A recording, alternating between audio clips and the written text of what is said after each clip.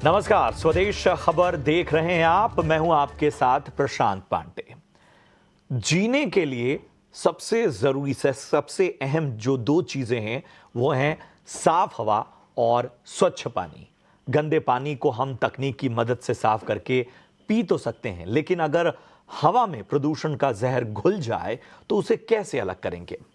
हर साल की तरह यह सवाल फिर दिल्ली वासियों को परेशान कर रहा है। अभी तो ठंड ने ठीक तरीके से अभी किसी तरह के संकेत भी नहीं दिए हैं, दस्तक भी नहीं दी है, लेकिन दिल्ली का AQI खराब कैटेगरी में पहुंच गया है।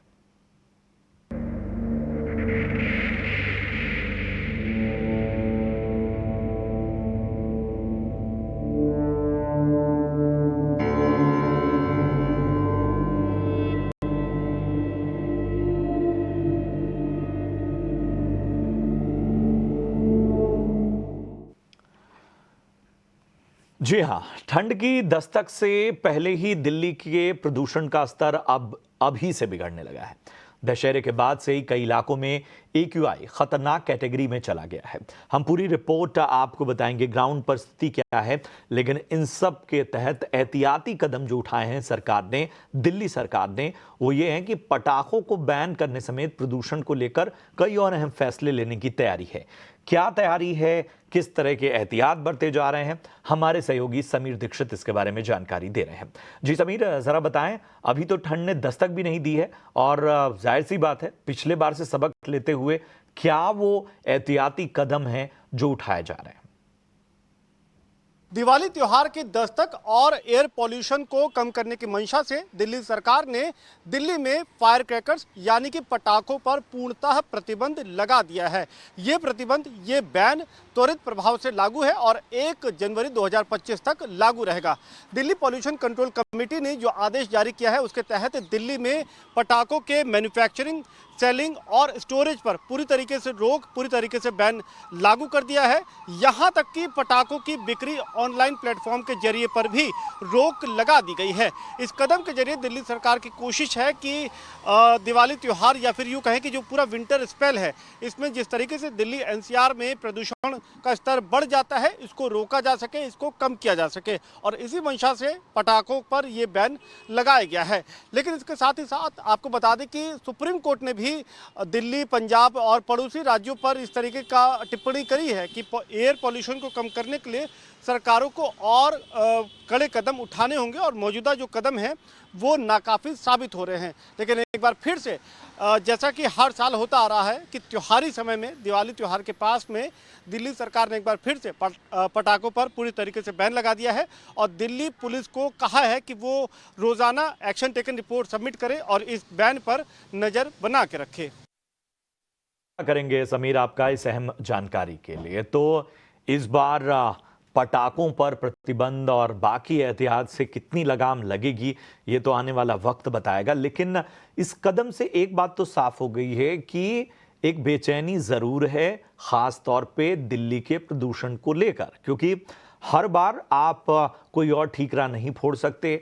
दिल्ली और NCR का इलाका जिस तरह से एक गैस चैम्बर में तब्दील हो जाता है, ये हर साल की कहानी है।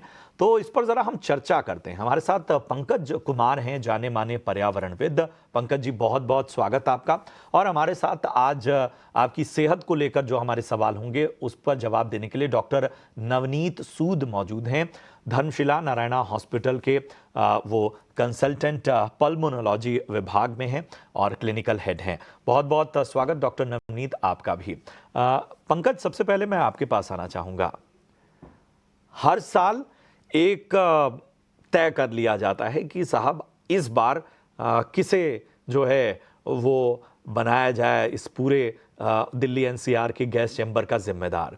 हमने देखा कि पराली उसमें सबसे ऊपर थी, लेकिन इन महानगरों में जो कंस्ट्रक्शन और तमाम नियमों की धज्जियां उड़ाते हुए जो चीज़ें चल रही हैं वो किसी से छिपी नहीं हैं। अब क्या पटाखों पर बैन लगा देने से जो तात्कालिक कदम है, खासतौर पे जब दिवाली का वक्त आता है और उसके बाद जो AQI लेवल बढ़ जाता है और जो अभी स्थितियां खराब हुई हैं उसको देखते हुए, आपको लगता है कि ये कहीं ऐसा ना हो जाए कि बस तात्कालिक उपाय तक रह जाए। लॉन्ग टर्म सॉल्यूशंस को लेकर कड़ी फटकार लगाती रही हैं तमाम संस्थाएं, तमाम न्यायपालिकाएं, लेकिन स्थितियां बहुत ज्यादा सुधरती नजर नहीं आती। प्रशांत जी, जैसा कि आपने खुद ही कहा कि हर साल की भांति इस साल भी आप प्रोग्राम कर रहे हैं और हम लोग इस बारे में बात कर रहे हैं। और चर्चाओं को अगर देखा जाए तो पहले वाली चर्चा और आज की चर्चा में कोई आपको बदलाव नजर नहीं आएगा। उम्मीद करता हूं कि मेरी आवाज आप लोगों तक पहुंच रही होगी। बिल्कुल बिल्कुल जी। तो दरअसल क्या है कि हम लोग बहुत शुरुआत के समय से ही ये बात कहते रहे हैं कि प्रकृति जो है वो साझा है, न किसी सरकार की है, न किसी पूरी तरह से किसी समाज की है। सरकार आवश्यकता पड़ने पर कानून बनाने का हक रखती है। न कोरोना के समय में भी आपने देखा होगा कि बहुत ही कड़े कदम उठाए गए न, और उसको सख्ती से पालन करवाने की कोशिश भी की गई। ऐतराज लोगों को कानून बनाने से नहीं है। ऐतराज तब होता है और समाज खास करके ऐतराज तब खड़ा करता है जब आप उस कानून के पालन में ढील देखते हैं या उसके पालन में जिन लोगों के द्वारा उसका उल्लंघन हो रहा होता है उस पर कोई कार्रवाई नहीं होता हुआ देखते हैं। चाहे वो मामला वाहनों का हो न, या पटाखों से पटाखे छोड़ने का हो न, या किसी अन्य तरीके से उस पलाली के संबंध में बात करने की हो। सरकार अपना कानून बनाने का पक्ष तो बहुत अच्छी तरह से निभाती है, लेकिन साथ साथ उसके पालन करने में या उसमें लोगों तक उस बात की जागरूकता फैलाने में उनकी उसके कदम हमेशा चूक जाते हैं। जब ये वक्त आया तो पूरे 1 साल तक इस बारे में चर्चा क्यों नहीं हो जाती है, जैसा पहले स्कूलों में, कॉलेजेस में पर्यावरण को लेकर बड़ी चिंताएं जताई जाती थी। स्कूलों में लोगों को, बच्चों को अवेयर किया जाता था पटाखे नहीं छोड़ने से संबंध में, तो एक माहौल बनता है। लेकिन जब आप कानून के माध्यम से उसको एक तरीके से फोर्सफुली लागू करने की कोशिश करेंगे न, तो वो उतना कारगर नहीं होगा। इसीलिए बार-बार हम लोग कहते हैं कि पर्यावरण साझा है, सरकार और समाज दोनों को मिलके चलने की बात होती है। अब आप इसको देखिए कि जो पलाली की बात अभी आपने उठाई है न, तो पिछले 2 वर्षों से लगातार दिल्ली सरकार हो या केंद्र सरकार हो या पंजाब सरकार हो, पलाली को लेकर चर्चाएं तो हो रही हैं, किसानों ने अपनी समस्याएं रखी, मगर अब तक में ऐसी कोई रिपोर्ट सामने में नहीं आई कि सरकार ने कौन-कौन से कदम उठाए उस पलाली को इकट्ठा करने में, उसको कहीं एक जगह ले जाकर एकत्रित करके उसको जो है डिस्पोजल करने में कोई ऐसे कदम उठाते हुए दिखाई नहीं दिए, या अगर हुए भी होंगे तो वो अपर्याप्त हैं। तो बिना समाज के सहयोग के, बिना समाज को जागरूक बनाए हुए सरकार अगर अपने कानूनों के माध्यम से ही और उसको भी लचर तरीके से लागू करने के ऊपर जब बाध्य होती है न, तो हम इस साल भी इस बात की चर्चा कर रहे हैं, हम अगले साल भी चर्चा करेंगे। डॉक्टरों को जो अपनी बातें कहनी चाहिए, ये चिंताएं, ये चर्चाएं होती रहती हैं। अभी शायद स्थितियां अभी और कितनी सुधरती हैं या कितनी बदतर होती हैं, उस पर भी तमाम रिपोर्ट्स आएंगी, अंतर्राष्ट्रीय रिपोर्ट्स भी आएंगी। प्रदूषण को लेकर वक्त वक्त पर बहुत सारी चिंताएं होती हैं, बड़े बड़े, लेकिन इन चर्चाओं के बावजूद जो स्थितियां हैं उसमें बहुत ज़्यादा परिवर्तन नजर नहीं आता। डॉक्टर नवनीत, हमें ये बताइए कि अभी स्थिति क्या है? AQI की जो है वो लेवल ख़राब हो रहा है और ठीक है, उसके एहतियातन कदम भी उठाए जा रहे हैं, लेकिन अभी स्थिति OPD वगैरह में आप लोग जो मरीज देख रहे हैं, क्या जो इफेक्ट है वो शुरुआती दौर में ही दिखना शुरू हो गया?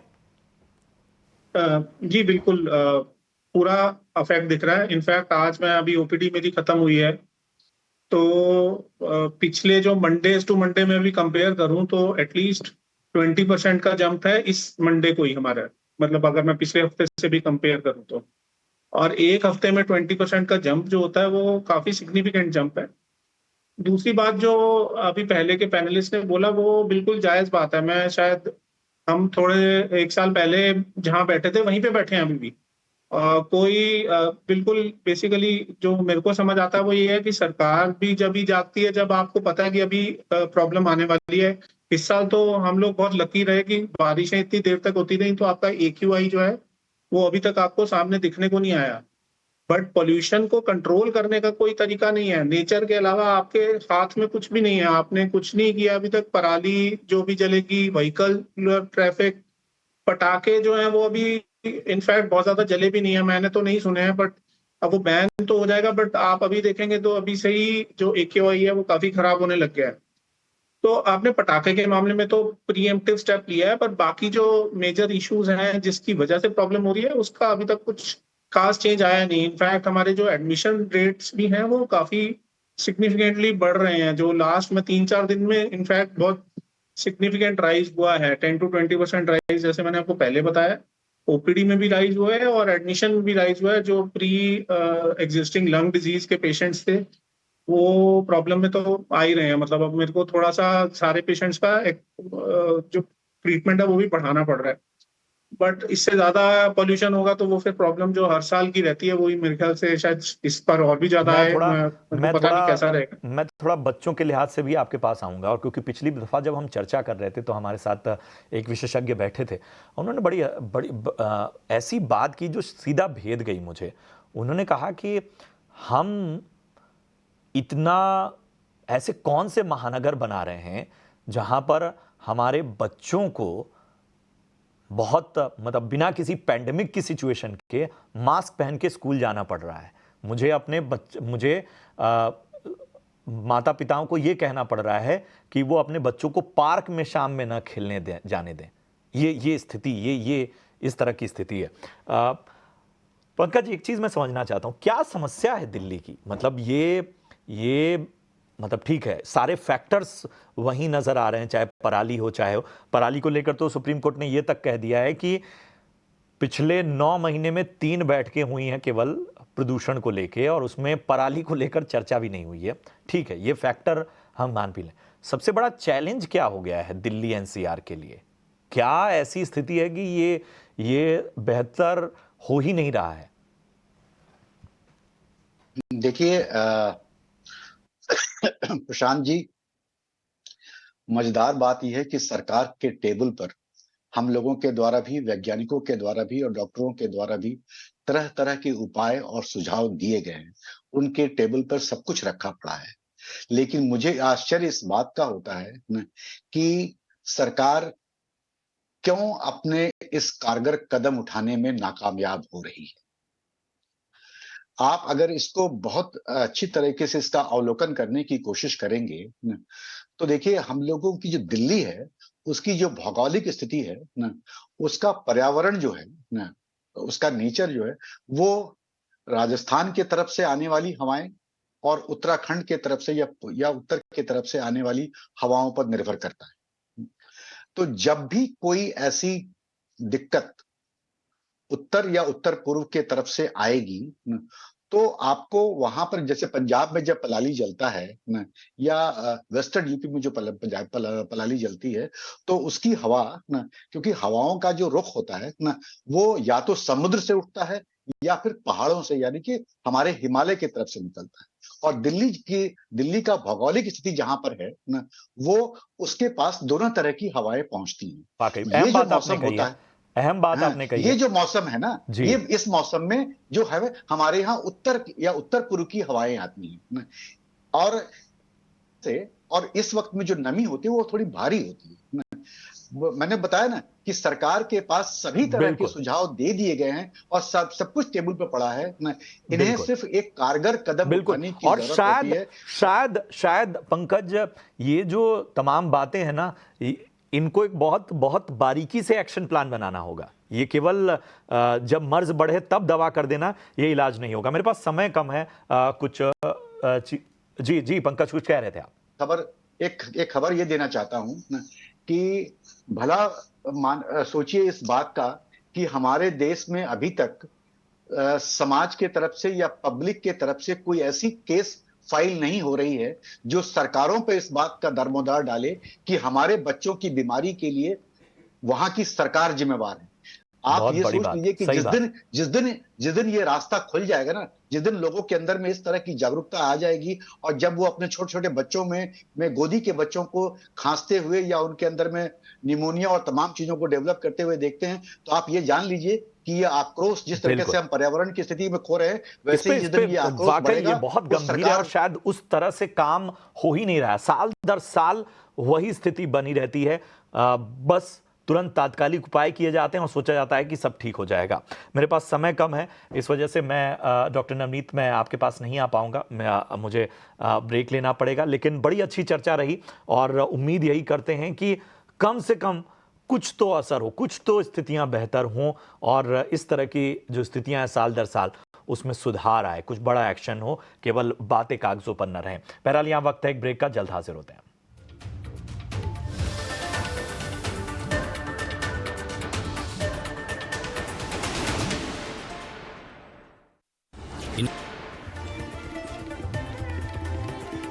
स्वागत है आपका ब्रेक के बाद। फेस्टिव सीजन में कंज्यूमर ड्यूरेबल्स का ट्रेंड बेहतर नजर आ रहा है। कैसी है डिमांड, किस सेगमेंट में दिख रही है मजबूती, ग्राहकों का रुझान क्या है? अनुराग शाह, मेरे सहयोगी, ने मुंबई के प्रभा देवी में मौजूद विजय सेल्स का जायजा लिया। कंज्यूमर ड्यूरेबल की जो बिक्री है इस बार दशहरा और नवरात्रि में अच्छी रही है। तमाम कैटेगरीज में डिमांड देखने को मिली। सबसे ज़्यादा जो डिमांड थी वो मोबाइल फ़ोन की रही, उसके बाद एलईडी टीवीज़, और उसके बाद इस बार जिस तरह से कुछ शहरों में बारिश हुई या टेम्परेचर ज़्यादा रहा, तो इस बार नवरात्रि और दशहरे में एयर कंडीशनर्स की भी बिक्री हुई है। जो इंडस्ट्री एक्सपर्ट्स हैं उनका कहना है कि पिछले साल के दशहरा और नवरात्रि के मुकाबले इस बार जो कुल बिक्री है वो करीब 10% तक ज़्यादा रही है, और सबसे ज़्यादा जो बिक्री देखने को मिली वो मोबाइल फ़ोन सेक्शन में रही। आप देख सकते हैं मेरे पीछे ही एक शोरूम में हूँ मैं विजय सेल्स के, और सबसे ज़्यादा जो भीड़ है, लोग है, क्वेरीज है, वो मोबाइल फ़ोन सेक्शन में आपको दिखेगी। बाकी सेक्शन के मुकाबले एलईडी टीवी की भी इस बार अच्छी बिक्री हुई है, क्योंकि कंपनियों के द्वारा जो ऑफर्स दिए गए उसके चलते हुए। और एक और जो वजह रही बिक्री की वो है अलग अलग कैशबैक के ऑफर, ईएमआई के ऑप्शन। आप इस बोर्ड में देख सकते हैं कि तमाम बैंकें हैं वो कुछ ना कुछ, अगर आप उनके क्रेडिट कार्ड होल्डर हैं, डेबिट कार्ड होल्डर है, तो अलग अलग ऑफर्स दे रही है। और एक्सटेंडेड वारंटी भी जो है वो फेस्टिव सीजन में कंपनियों के द्वारा मुहैया कराई जाती है, तो ग्राहकों की दिलचस्पी बढ़ जाती है। कंपनियों का और शोरूम डीलर्स का ये भी कहना है कि आगे चलकर इस दिवाली तक बिक्री और बढ़ेगी, क्योंकि दिवाली के अंदर जो कर्मचारी होते हैं उनको बोनस दिया जाता है, और बोनस मिलने के बाद कर्मचारी और खरीदारी करते हैं। तो ये जो दिवाली है ये और दिवाली तक आते आते और बिक्री बढ़ सकती है, ये कंपनियों का कहना है। और इस बार जो अर्बन इलाके हैं वहाँ पर भी अच्छी बिक्री देखने को मिल रही है, ये कंपनियों का कहना है। तो उम्मीद की जा रही है कि आने वाले दिनों में जो कंज्यूमर ड्यूरेबल्स की सेल है उसमें और इजाफा दिखेगा, क्योंकि अभी तक जो दशहरा और नवरात्रि है उसमें अच्छा ट्रैक्शन देखने को मिला है। तो ये थी ग्राउंड रिपोर्ट फेस्टिव सीजन की। बहरहाल इस बुलेटिन में इतना ही, दीजिए इजाजत। आप देखते रहिए ET Now स्वदेश। नमस्कार।